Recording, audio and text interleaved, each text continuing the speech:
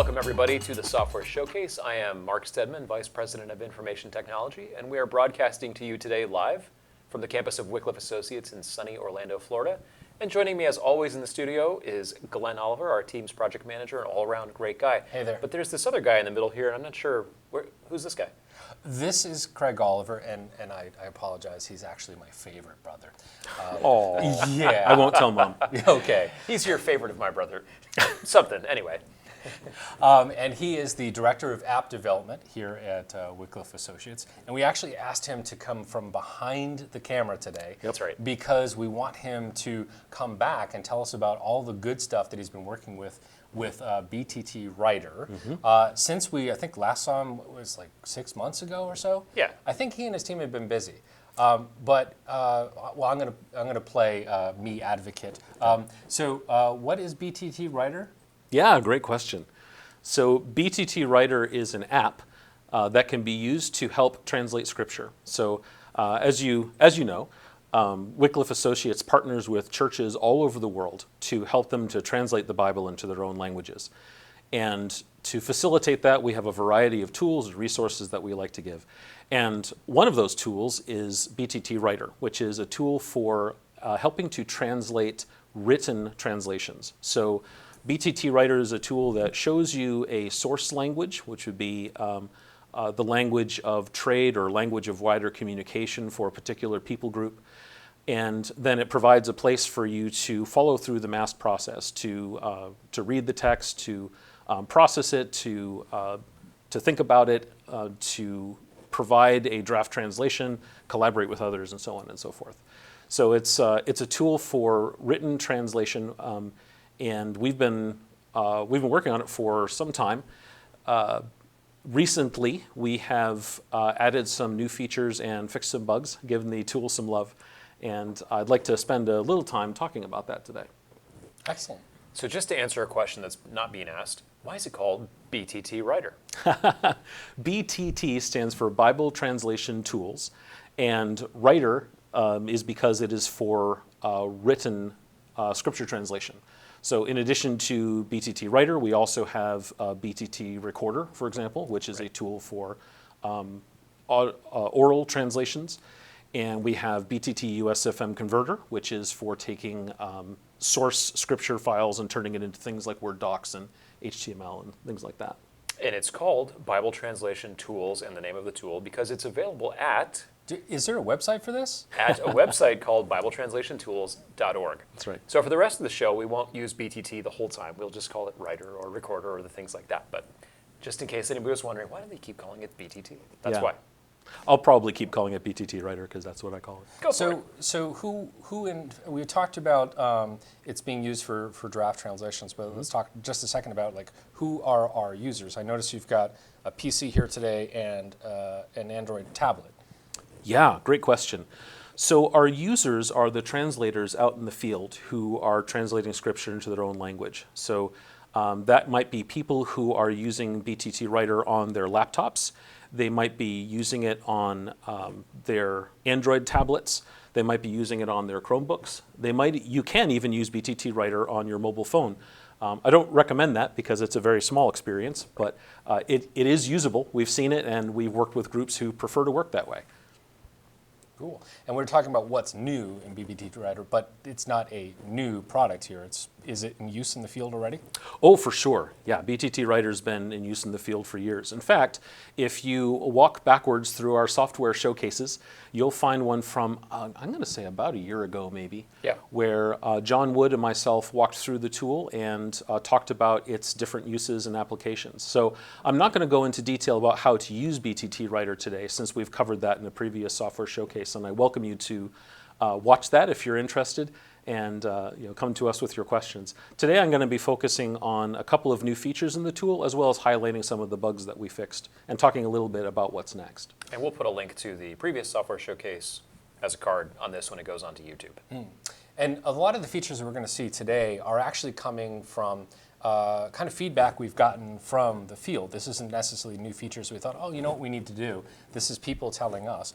And so I also want to remind everyone, we have a Q&A channel. So during this presentation, if you've got questions or good ideas, please put that in there, and we'll come back and address that as we read those back. So Yeah, for sure. And I would add to that that most of the changes and features that we've added to BTT Writer are because our folks out in the field and you have asked us for those features and bug fixes.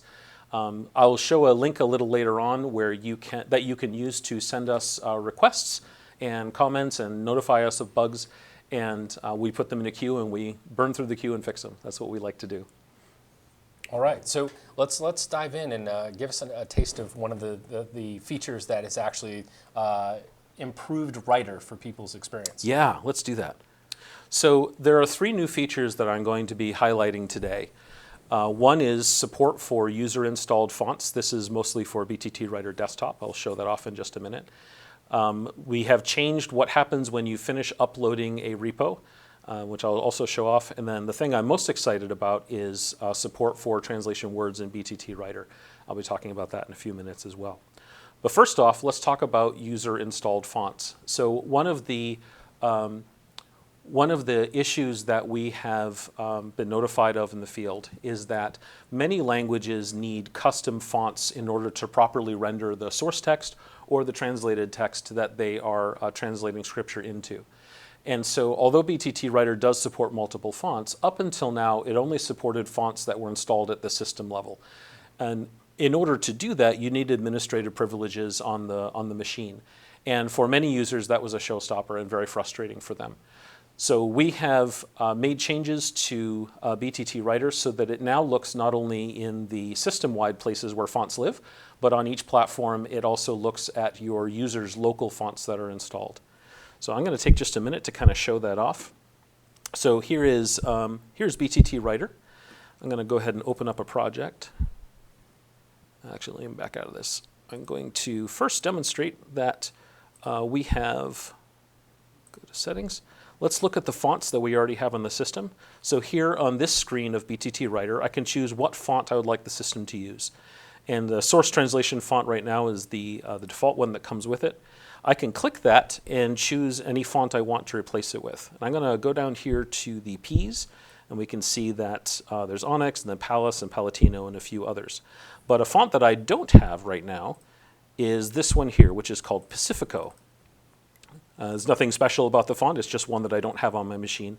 And I'm not able to select it because it hasn't been installed. So I'm going to go ahead and jump out of this. And then I'm going to install Pacifico on my machine by double-clicking it and clicking Install. So I am running Windows right now.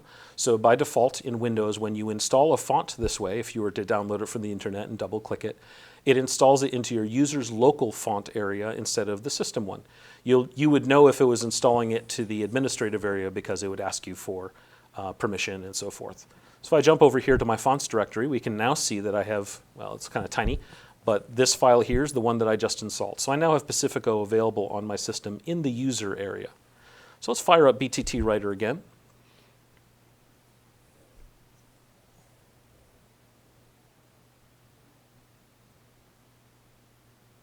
There we go. And now I can go into settings and I can choose from the font list, I'm going to choose a different source translation font. If I scroll down here to the P's, we should now see Pacifico, and there it is. So I can select Pacifico, and there we go. We can now see that the source text is in the Pacifico font instead of the font that it was before. I picked kind of a showy font so that it would be clear what had happened. It's important to note that this isn't just an issue of, oh, I want to have a prettier font. Of course, for other languages, the issue is that certain things just won't render. That's right. So when you get outside of sort of the Western Roman alphabet world, a lot of fonts are obviously built into Windows.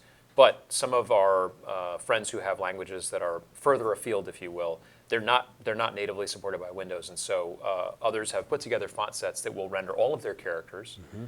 And so that's actually why you would want it, not just because you want to have a cool cursive-y looking font.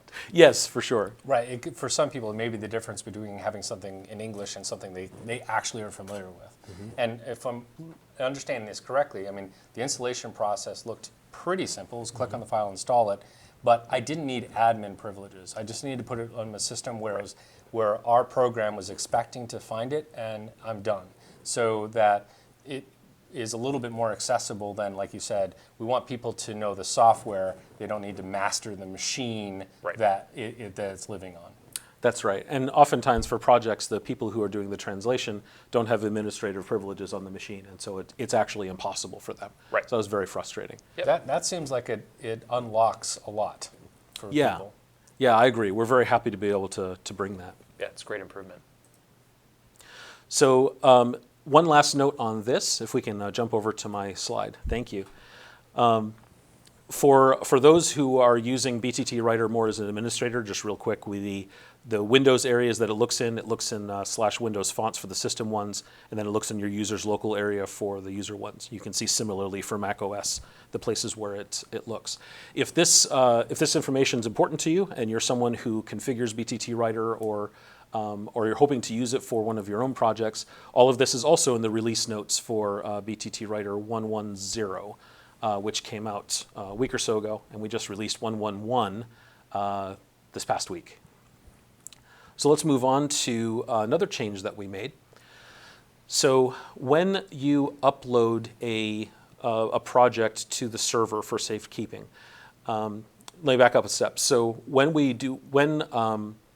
translators are doing their work, one of the steps that we provide as a possibility is for them to, as they work, they can upload the work that they've been working on to our servers if they have internet capability. There's a lot of value in this. One is that the work that's been done so far is now safely on a server that is not where you are in case something happens to your machines. But it also means that you can work a project on one device and then go home on your home computer and download the project and get right back to work. And the server that houses the project is very sophisticated. It remembers previous versions and knows how to merge multiple projects together and cool stuff like that. So when uploading a project, the software would provide you with a link to where you can find the software that you uploaded or the translation that you uploaded, which is great. However, most users found that uploading to the raw source code wasn't very helpful, or I'm sorry, clicking on the link to bring them to the raw source code wasn't very helpful. Instead, we now link to the live reader version of it where you can see it rendered and prepared in a way that's much easier to read and consume. So now, when a translator works on a project and uploads their work for the day, they have a link that they can go to share with their friends or go home and read over it easily rather than having to kind of look at the source code. So I'm going to demonstrate that as well. Where'd BTT Writer go? Here it is.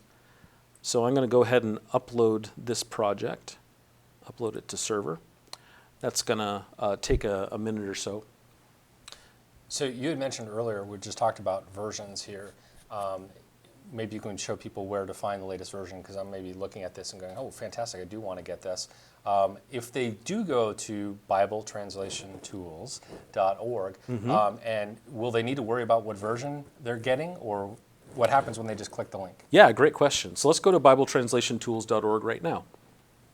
So here on this page, it is a list of, it's an overview of all the tools that we offer, including BTT Writer. And you can get to BTT Writer by coming here over to the Writer page. And there you can click on this download button. And the download button will take you to a page where you can pick the platform. The page can guess what platform you're running, but if not, you can see that you can download it for Windows, you can download it for Mac, you can download it for Linux. It's available from the Play Store as well as directly as an APK. The Play Store version often lags behind our latest a little bit. The latest version on Android, which is 1.10, is not yet on the Play Store, but we expect it'll be up a little later this week. We're working on that. So when you click one of these, like if I were to click the Windows one, for example, it would take me here to the download page. And so this tells you what version you're downloading. This is the latest one's always on top, so that's 1.11. And from here, zoom in a little bit, you can download the right one for your operating system. So since I'm running Windows right now, I would click the Windows x64 one, but you can see we have them for other ones as well. So let's jump back over. Here we go. So upload complete, your project has been uploaded to, and we now have a new link here which points to the reader. So if I click on this, it should open up a new one. Let's go look at it. There it is. This is a test translation. I didn't do much work on this one. Well, tonight when you go home and reload this, you can finish it. Right, yeah, there you go. Okay. Very good. So let's now talk about the one that I'm most excited about, which is Translation Words support. So Translation Words is a resource that provides a list of the key terms, names, and other terms that are used in the Bible. They include information about the term, how it's commonly used, references to where it's used. It's a great resource when doing translation, when you run into a word that is maybe not familiar or you're not sure how it's being used in this context. And it gives you a lot of resources for finding out more about it, what the intent was perhaps, and where else it's used. BTT Writer has supported Translation Words for the English source language, but up until now it has not supported Translation Words for any other languages. I am delighted to announce that right now, even at this moment, you can download BTT Writer and find Translation Words not only in English, but also in Latin American Spanish, ES419, with support for more gateway languages coming in the coming weeks. This has been a challenging project, working through the speed bumps and blockades that were in the way of getting this support working. But the team did a great job working on this, and I am thrilled to show it off. So I'm going to do that right now. So here we are in, let me close this one. So let's open up the book of Matthew. Can you maximize the screen? Sure, yeah, I can. Okay, so this is a project for the book of Matthew, and I have not yet chosen a source translation for it. So BTT Writer is asking me, please pick which sources you would like. So I'm going to go ahead and click that. And then BTT Writer asks me, which sources do I want? I'm going to pick English, and I'm going to pick ES419. There it is. So it's loading the source from disk and loading up the project. And we can now see, like before in English, we have, I still got the old font up. Let me change that back. It's a little distracting. Source translation font. Much better. So here in the English, just like before, we have the notes and the questions and the words. And now if I click ES419, Espanol Latin America, we can now see, just like with English, the words are now available. The words are available in the source language, so you can see the information. This is the page for Jesus. Each section, each chunk of Scripture lists the words that are used in that chunk. So as we scroll down, you can kind of look at and see which ones have words entries for. And you can click on one to learn more about it. And you can also click on the words index here. This will take a moment. That came right up. And this gives you a full list of all the translation words entries. So you can flip through and pick whichever one you want to know more information about.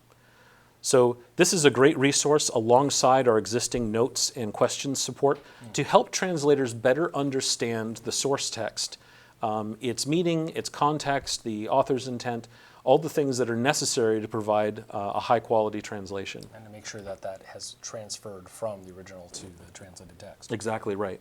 Yeah, Yep. it's hard to overestimate how important this is to the task of Bible translation.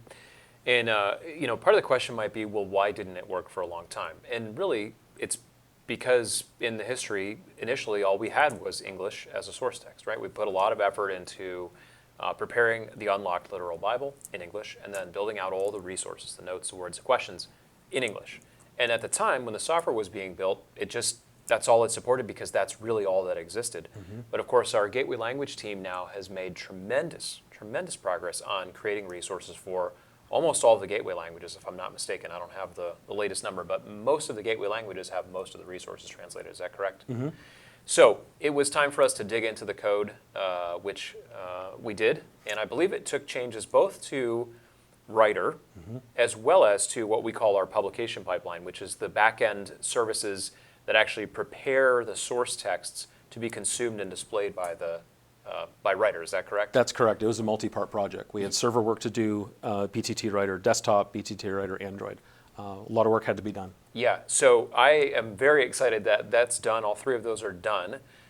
It's not a fully automated process in that I believe you mentioned earlier today, your team is going to now take it language by language, make the changes that are needed to make each language work correctly, test it, check it, make sure it's ready. That's right. But the anticipation is that the rest of the languages will be done in a matter of weeks, not in a matter of months or years. That's right. That's the hope. So. And it looks like no further programming changes will be needed. So if you download the latest version of BTT Writer and update your sources from time to time, the new resources will become available to you automatically as they become available. Speaking of which, how do you get this? So if you are running if you're running a recent copy of BTT Writer, either 1.10 or 1.11, in order to get translation words in ES419, you first need to update your sources. I didn't show how to do that. I'll show it sort of here. It takes a while, so I'm not going to wait for it on camera. But if you click import and then, no, I'm sorry, not import. Update, there we go. You must first update the list of available source texts. A BTT Writer comes with a set of source texts right along with it, but by clicking that button, it reaches out to the server and says, hey, what's new? And among the things that are new will be the ES419 support. So from there, you would then download the ES419 translation words. It's important to download the translation words apart from the chapter that you're working on, and then also download ES419 for Genesis or Habakkuk or whatever it is you're working on. So once you've done those three things, update your sources, download translation words, and download for your particular book, you'll be able to use it. So here's an example of downloading it. Where is ES419? There it is. Yep.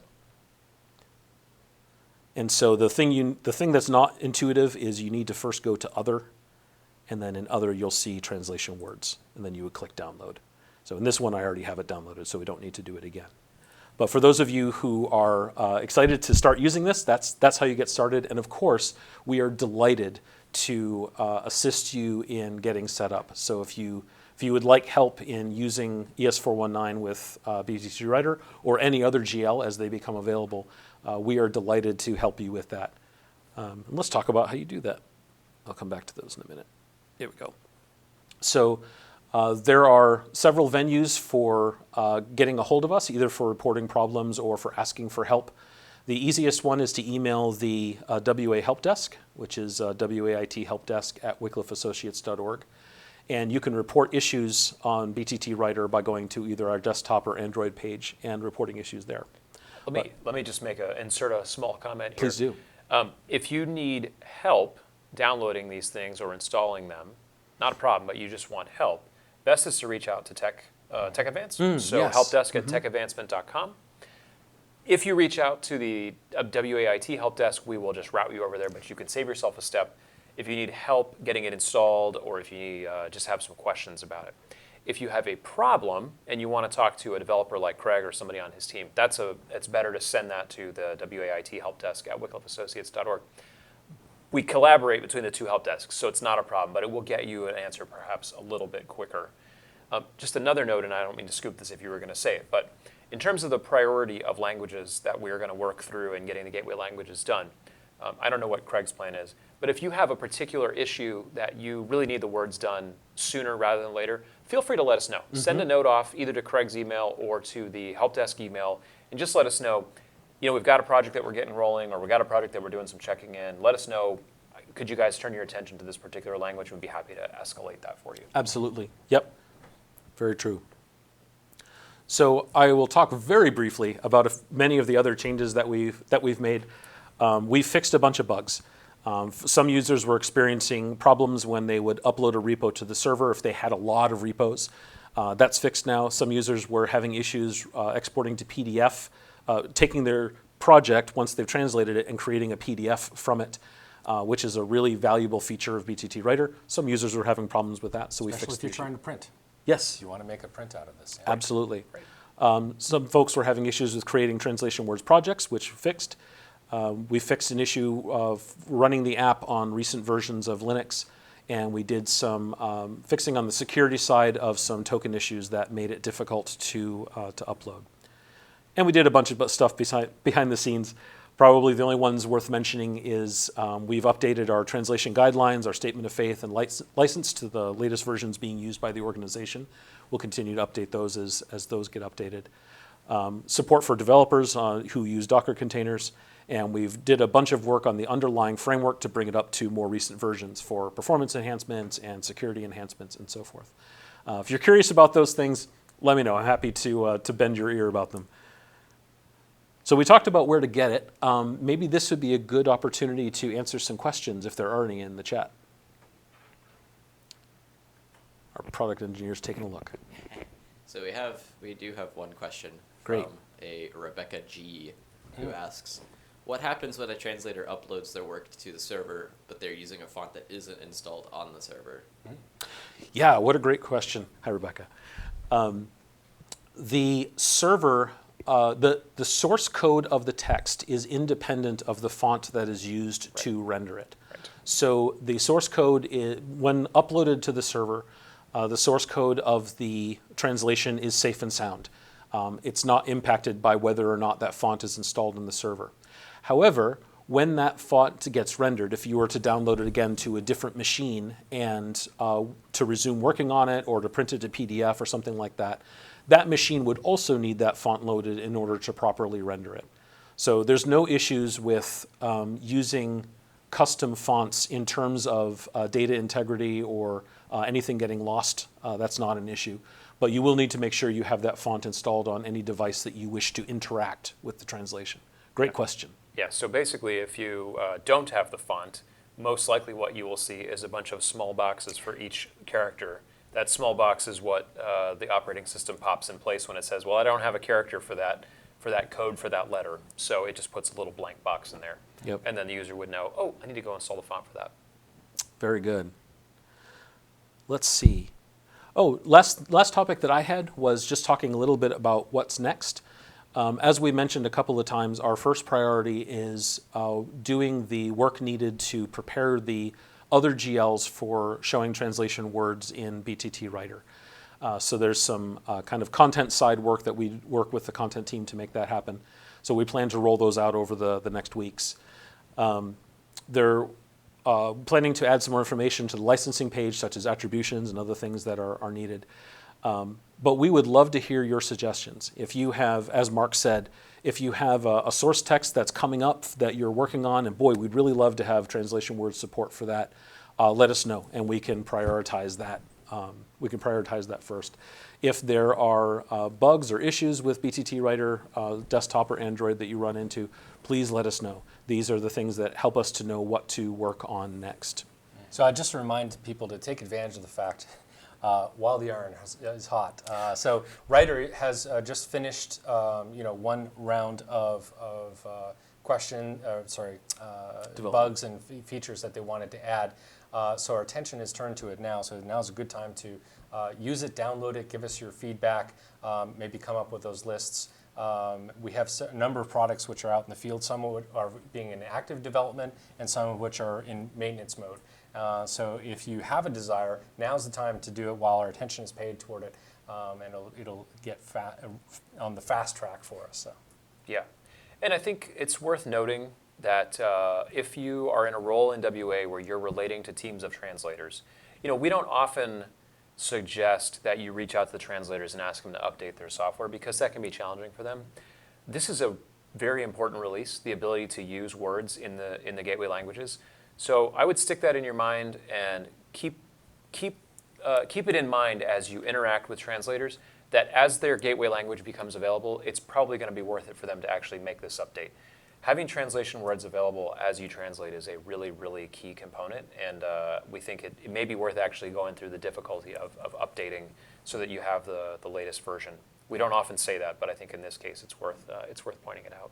And you may not realize it, obviously, we are showing different devices up here, the PC and the Android, and we actually had two different efforts to work on these because they are different pieces of software, so you don't get to get it for free. So we've actually had a team make a lot of improvements in one, and then said, oh, well, now we need to go over to the PC and make sure. So having the latest version does guarantee that you get both on each of these devices. And so Craig said a key thing right now, which is that the version on the Android Play Store right now is one version behind for a little bit. So if you do want the latest one, follow the links on our website that'll bring you to, in this case, the APK, and that'll get you to this latest version. Eventually, it will make its way to the store as soon as Google catches up with us. So. Yeah, and just to go over one time, I know Craig's covered this, but just to make sure it's clear. It's okay to update your BTT Writer desktop now, even though your gateway language isn't available. Right. You just won't be able to download and install the fixed up gateway language so the words show up quite yet. Right. But if you're in communication with a team of translators, you could go ahead and tell them to update Writer and get that taken care of, and then you can let them know in a few weeks when their gateway language becomes available. So be kind of 2 steps at that point, but just think about that and think about communicating that with folks on the field who you know and are in relationship with. And the Tech Advanced guys, by the way, we mentioned their email. They're fantastic. They work with this software all the time. They sometimes know more than we do. Yeah. When it comes to being able to work the software the way that it needs to be in the field. And they have some incredible solutions that they've informed us about. So they're a good place to also reach out and ask questions because they'll be able to spend that time with you. Yeah. Yeah. So if there are no other questions, then Glenn, you know what time it is. Really? It's It is bullet time. It's our favorite time. Now, this is Craig's second time through the bullet time ringer, isn't it? It is. It is. Yeah. So we've prepared some different questions and some the same.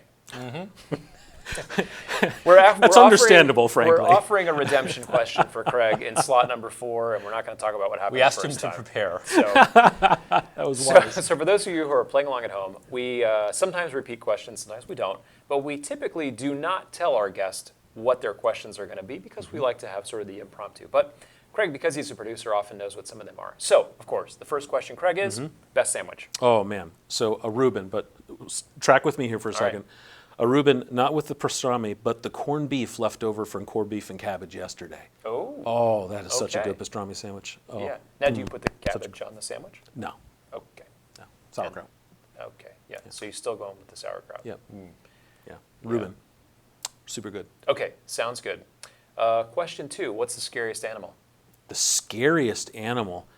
Have you ever seen a vulture up close? Yeah. Like they got stuff going on. It's scary, man. They Yeah. look like walking skeletons. Always remember with a vulture that it has no feathers on its head, so that when it sticks its head in there to get all that dead meat out, it doesn't get mess on itself. Yeah, it's purpose built, isn't it? Fastidious, isn't it? Next question, please. I don't think we have a 4th question, do we? I think a 3rd question is, do you have a book recommendation for us? I do. Yes. I have a book Yay! recommendation Redemption this time. question number 3. Yahoo! And he brought the book. I did. Today, no. So the book I'm recommending is a book called Parables of a Country Parson by William E. Barton. It's a compendium of little tiny stories that are maybe just a page or 2 long each. And they are oftentimes funny, they're oftentimes touching, sometimes both. And they touch on family and friendship and faith, and they're just a delight. It's a really nice like addendum to a devotional or something like that. So I recommend it. It's a great book. Thanks, Craig. So now, now Glenn and I have an announcement that Glenn's not even fully aware of. We've talked about it, but I think I'm going to make the call on it. So All right. we've been at this for over a year now, believe it or not. And the last time I checked, I think we have either 26 or 27 software showcases that are available on YouTube. Right in that We're ballpark. going to add today's on as well. And after discussing it, Glenn and I have realized, I think we're all ready for a break.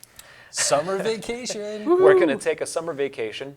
We're not going away. We're going to be back in a couple of months. And actually, we're very excited that our next software showcase is going to be a pretty substantial announcement about Orature, our new oral Bible translation tool, which we talk about regularly, and we've even had a couple of software showcases about it. We have some very important new functionality that's going to be available in a couple of months. We're getting very close to having it done. So I believe our kickoff software showcase, when we resume in the September timeframe, we'll be having Joe Sarabia in here to walk us through some of the important things going on in Orature and perhaps even making it generally available instead of on limited beta as it is today. Yep. So I want to Features thank. that we've never been able to achieve in the oral software recording before. Yeah, and we have learned so much about how oral Bible translation needs to work, and all of that learning has gone into the software. So I would like to thank all of our viewers who've watched along with us. Some of them drop us little notes of encouragement and whatnot, and I always We appreciate. appreciate that, yeah. We do appreciate that.